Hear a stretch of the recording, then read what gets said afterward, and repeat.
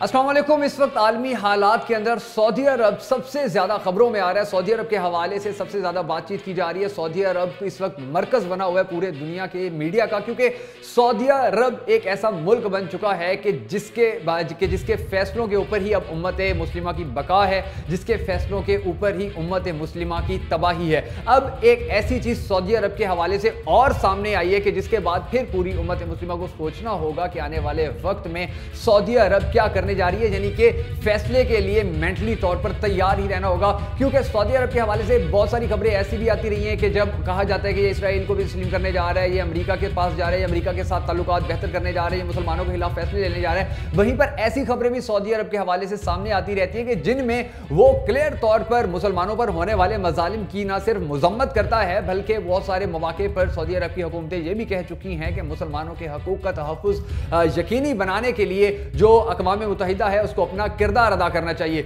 यानी कि हमेशा से सऊदी अरब के हवाले से डगमगाती ही रही है सिचुएशन। कभी भी ऐसा नहीं हुआ है कि जो अवाम है, जो मुसलमान है, जो पूरी उम्मत मुस्लिमा है, वो मुकम्मल तौर पर रिलैक्स हो जाए कि जी इस फैसले के बाद, इस ऐलान के बाद, इस बयान के बाद अब हमें यकीन हो गया कि सऊदी अरब कभी भी ना तो इसराइल को तस्लीम करेगा और ना ही अमेरिका का उस तरह से आलाकार बनेगा जिस तरह वो माजी में बना रहा है। अब सऊदी अरब के हवाले से जो खबर आई है वो बड़ी इंपॉर्टेंट है, और वो खबर ये है कि हिस्ट्री में पहली बार भारतीय अफवाज का जो आर्मी चीफ है वो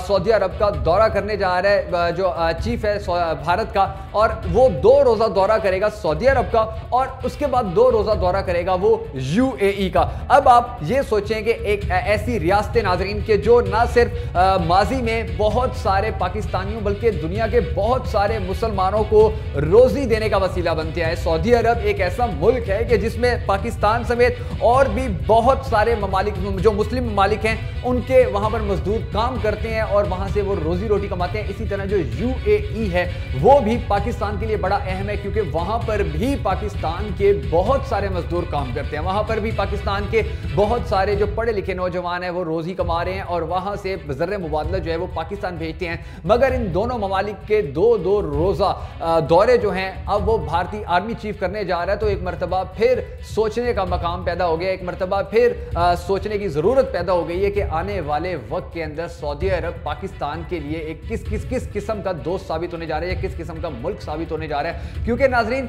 सऊदी अरब के जितने भी अहम मकामात हैं, मुकद्दस मकामात हैं, उनकी सिक्योरिटी के सबसे ज्यादा फराइज जो हैं वो हमारे जो अफवाज हैं या हमारे जो इदारे हैं वो करते हैं। हमारे लोग जो हमारे कमांडोज हैं वो वहां पर जाकर उनकी सिक्योरिटी के फराइज सर अंजाम देते हैं और हमेशा से अल्हम्दुलिल्लाह सिक्योरिटी देने में कामयाब होते चले आए हैं। लेकिन अब ये जो दौरा है और उस दौरे के अंदर जो सबसे खास बात है कि नेशनल डिफेंस कॉलेज सऊदीया के कैडेट्स के साथ भी ये मुलाकात करेगा भारतीय आर्मी चीफ और वहां पर अपना एक खिताब भी करेगा। तो अब सोचने की बात ये है कि एक ऐसा मुल्क के जिसकी सिक्योरिटी की बहुत सारी जिम्मेदारी पाकिस्तान ने भी ली हुई है, वो मुल्क अब पाकिस्तान के अजली दुश्मन यानी कि भारत के जो आर्मी चीफ हैं उनको 2 रोजा दौरा करवा रहे हैं, अपने डिफेंस कॉलेज का मुआयना करवा रहे हैं, वहां के जो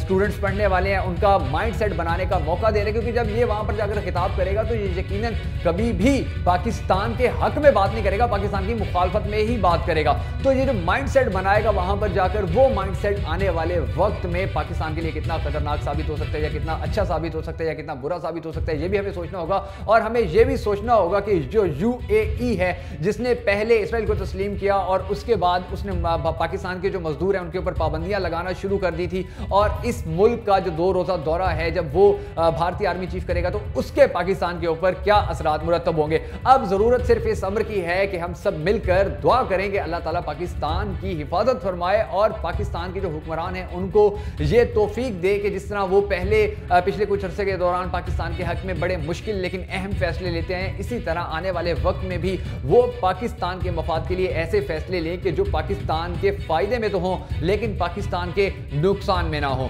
हमारी मजीद वीडियोस देखते रहने के लिए हमारे चैनल को जरूर सब्सक्राइब कीजिएगा, और अगर आपको हमारी ये वीडियो पसंद आई हो तो इसको लाइक करने के साथ साथ शेयर करना हरगिज़ मत भूलिएगा।